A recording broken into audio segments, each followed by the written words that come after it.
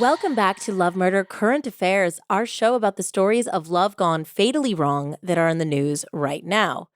Well, almost right now. This week, we are doing something a little bit different. The case we're covering is not a case that just happened, but it's a case that's back in the news thanks to a new documentary. The Fire That Took Her is produced by MTV and streaming on Paramount+. It is a story that is as heroic as it is tragic. So trigger warnings for some graphic depictions of violence. Judy Malinowski was the quintessential all-American girl. She grew up in Ohio and had a classic suburban childhood. She loved her brother and sister, competed in beauty pageants, and even became homecoming queen of her high school. Then came the shock. In her 20s, Judy was diagnosed with ovarian cancer. Unbelievably, she beat it once, but in 2006 was devastated to learn that the cancer had returned. To fight the disease, Judy underwent a full hysterectomy, and yet even that was not the end of her challenges. Prescribed opiates for the pain during her recovery, Judy soon became addicted. This was precisely the time that the opioid epidemic was exploding across America. When her insurance ran out, she switched from prescribed opiates to heroin on the streets.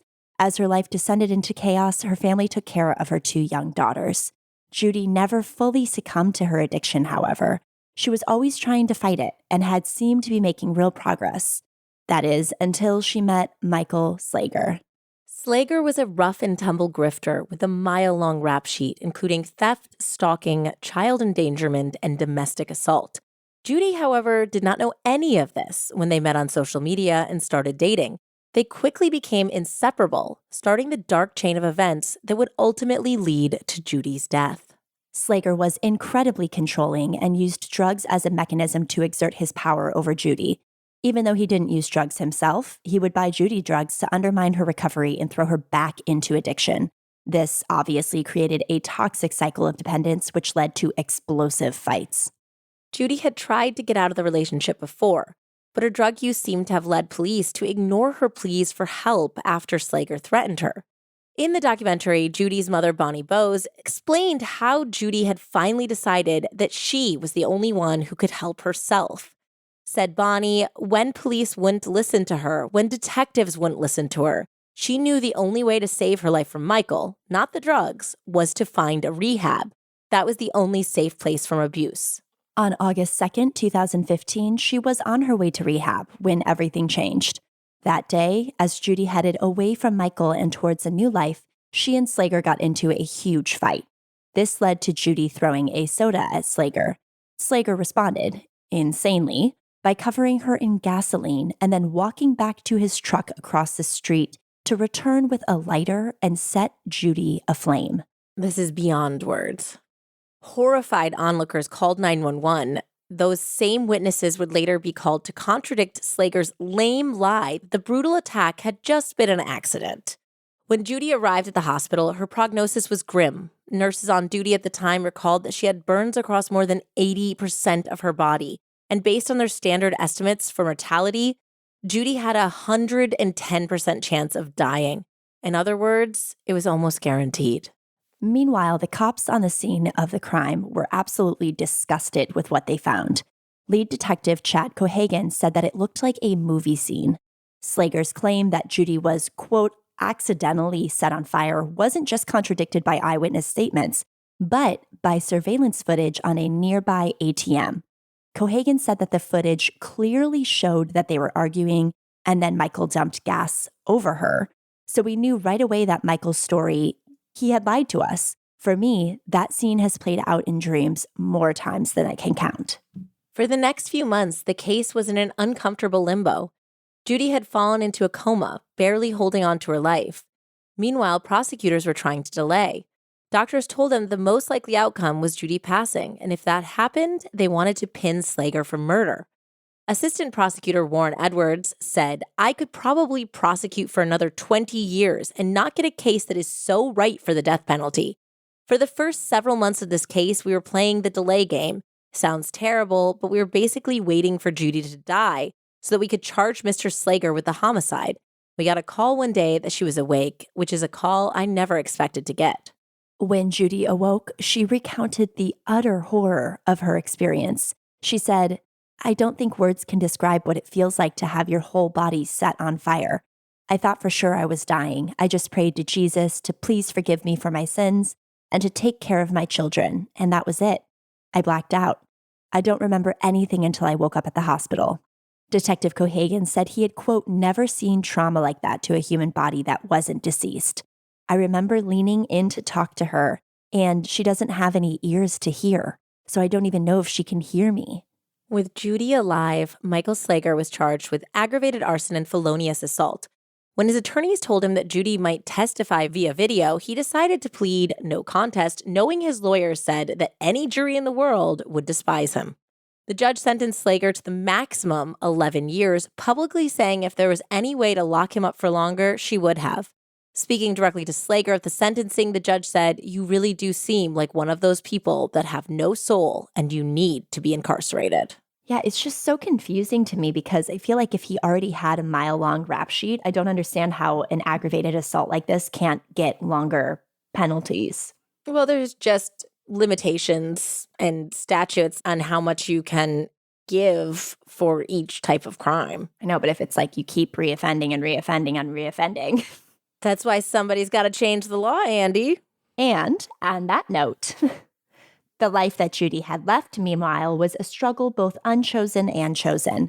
Over the next 2 years, she would undergo nearly 60 surgeries, including a number of extremely painful skin grafts and other procedures.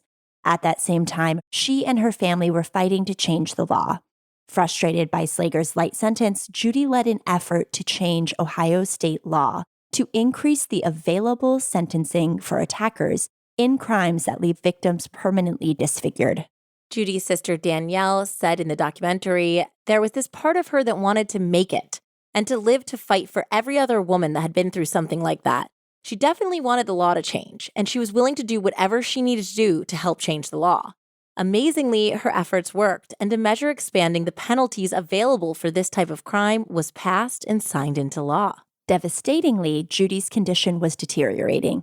She had fought harder than anyone could have expected to. But as it became clear that she wouldn't be able to fight much longer, prosecutors came to her with an idea.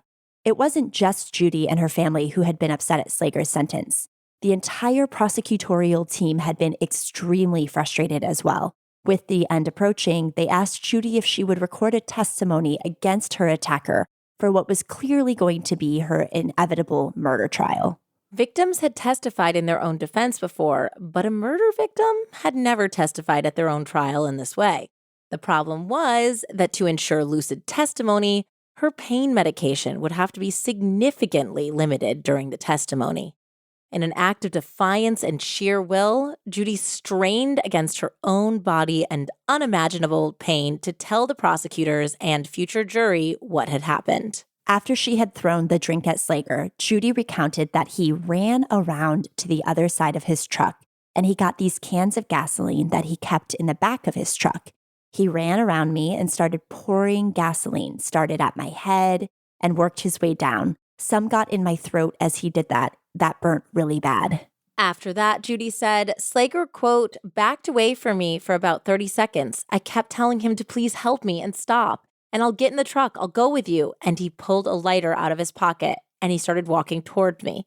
I just remember crying and begging for help, and he lit me on fire.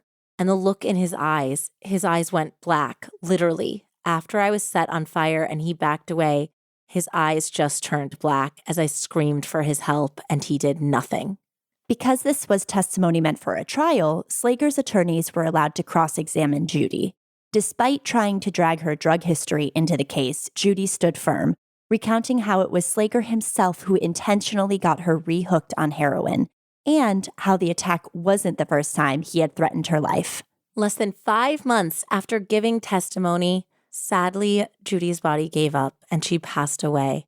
On June 27th, 2017, she passed away at the age of 33. Slager was charged with murder and in July 2018 pleaded guilty. Despite Assistant Prosecutor Edwards' belief about how right the case was for the death penalty, this isn't what Judy wanted. She held out hope that he would find religion and some real penance, and Slager was sentenced to life in prison. On September 7th, 2017, Judy's family would stand together hand in hand at the Ohio State House as Judy's Law was enacted. Her daughters said simply, "Mommy did not die in vain." The end of Judy's life wasn't just about ensuring her killer would be put away forever, or even about changing the law to help future families in her terrible situation. It was, much more importantly, about her own family. Before she died, Judy made her mother, Bonnie Bowes, promise to help her daughters, Kaylin and Madison, make it to college. Recounting the story to People magazine, Bonnie said that Judy told her, "Mom, you have to teach them to be successful. They have to go to college. They have nothing. They have no inheritance. They don't have parents. I know that your resources are limited. You have to help them understand that they have to get it right the first time." Judy also added some ground rules for the tough teenage years. Bonnie remembered, she said they couldn't go to a dance until their 11th grade year of high school. She's all, they'll just be a bag of hormones. Make them wait at least until their 3rd year. The last thing that Judy told her daughters was, "I love you. Remember, you're both the color of my heart." The director of the new documentary, The Fire That Took Her, Patricia Gillespie, first read about the story in a newspaper article that wasn't even front page news and was blown away. Gillespie told The Independent, "I didn't have the privilege of meeting Judy in real life, but the absence that she created in the lives of these people that I've come to care about very deeply shows a tremendous amount of love and humor and grit, and somebody who was really ready to get her life together, and it was cut short. Because we haven't figured out a way to handle these cracks in the system that she slipped through, right?" Patricia continued, "We haven't figured out a way to handle the medical industrial complex and big pharma. We haven't figured out a way to handle addiction. We haven't figured out a way to, most importantly, handle domestic abusers, repeat offenders, and to sentence these people properly when they do commit these crimes.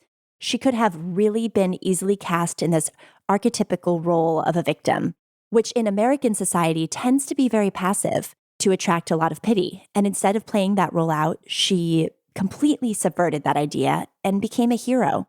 Everybody should know about this woman."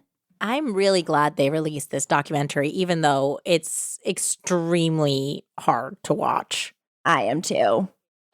Because everyone should know her name, and especially her daughter should know the sacrifices she made to change the laws and to help women and people who are victims of abuse of every gender. All of these points that her horrible case made are all very important and affect many people. We will be making a donation to Judy's foundation, and if you would like to as well, please go to the notes section of this episode where there will be a link. We'll probably put something up on our social media as well. Wow, so this was really heavy, guys, but I'm hoping we all are taking something from this. And until next time, I'm Jessie Prey. And I'm Andie Cassette, signing off for Love, Murder, Current Affairs.